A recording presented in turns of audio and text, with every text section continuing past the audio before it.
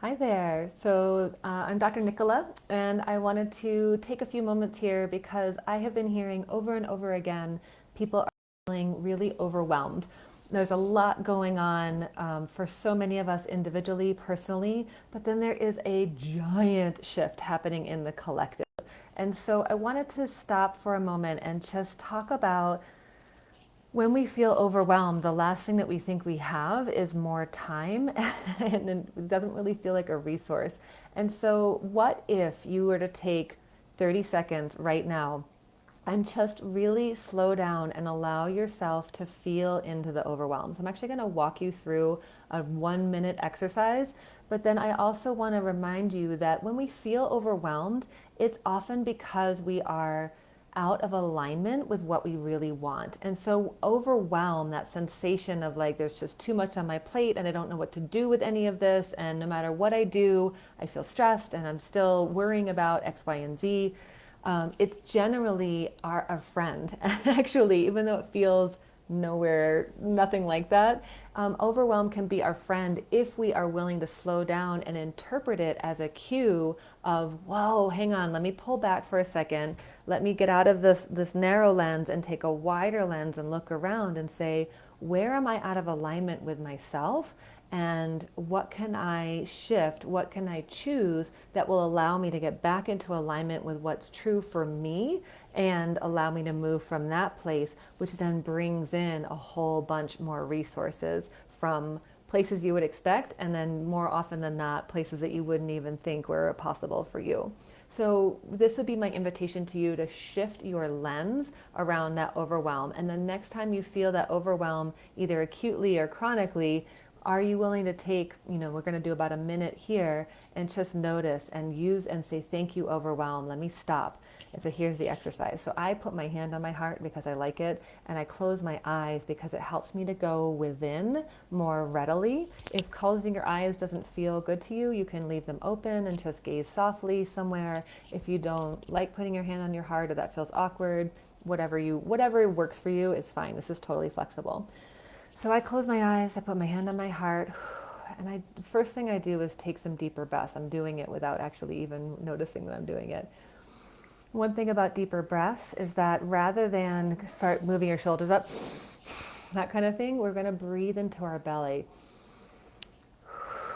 And so we're going to breathe into the belly just maybe 2, 3 times and just let our system know, hey, I notice you're feeling overwhelmed.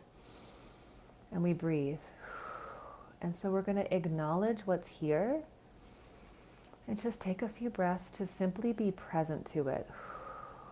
Giving that mind, that analyzer part of you, a few moments break, a few moments off. So right now we're not going to worry about what do I do with this? We're just going to practice being with it.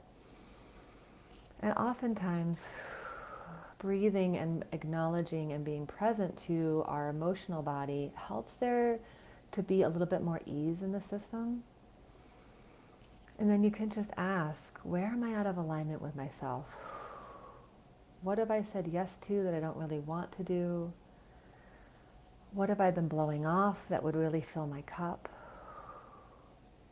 What do I want to be doing in this moment when I'm choosing something else instead? Give yourself a few more breaths here. Just get in touch with what else is possible here.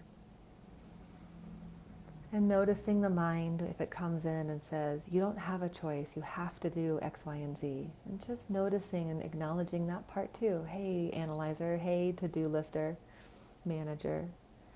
I hear you too. Just for a few minutes, would you mind stepping aside so I can try to receive some more clarity from my heart, my knowing, my wisdom? And just breathing in, just receiving whatever comes. And then whenever this feels complete, it could be a few more breaths, it could be many more minutes, and it could be right now. You can just gently open your eyes again and come back and just receive the information that your system has given you. And then play with, well, what if I tried what my body told me to do? What if I went for a walk right now instead of checking my emails? What if I blew off a morning meeting and went for a workout instead? What if I let the dishes sit in the sink and went to bed a little earlier? What if I got takeout instead of worrying about what's for dinner? So why, so the antidote really to overwhelm is curiosity and wonder. I wonder what would happen if I made a different choice. I wonder what would happen if I chose this instead of what my brain is telling me that must happen next. And so play with this and let me know how it goes. What are you finding? What are you discovering? But again, most important thing is to recognize overwhelm as a cue that you're out of alignment somewhere with yourself, and to remember to come back into your choice. Usually it's a sign that we're not actively or consciously choosing, but that we're subconsciously choosing from mental patterns and stories and limiting belief systems that we've developed over the years, and that it might not actually be what we would choose if we were to slow down and choose from a more conscious place. But overwhelm, wonder, curiosity, and then choice are going to really be an antidote here. So play with it. Let me know how it goes, and I look forward to connecting with you again soon. Thanks so much. Bye-bye.